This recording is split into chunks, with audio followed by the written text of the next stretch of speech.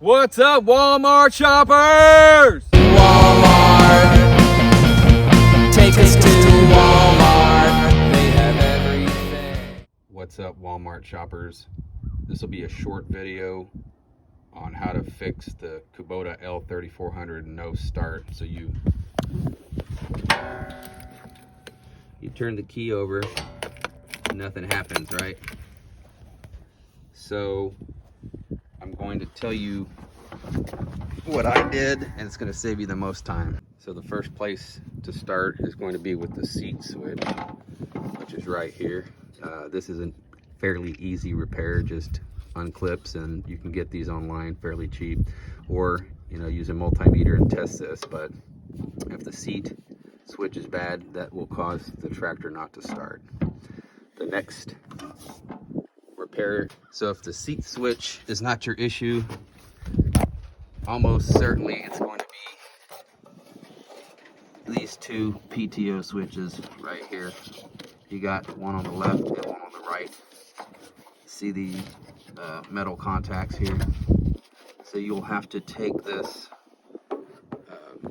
assembly off, unbolt it. The bolts are on the other side of the fender, the back right fender, and then sort of just move it over and get down into those switches, change those two switches out.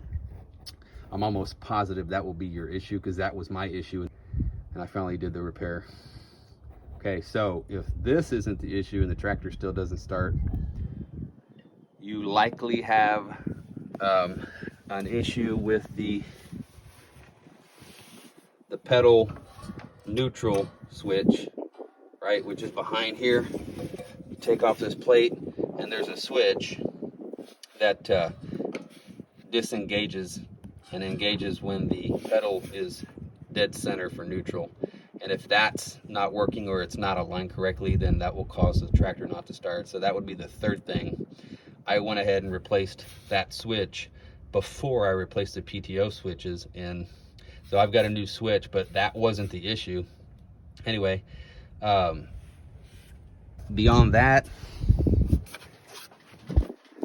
check your fuses, and hopefully that helps somebody out there.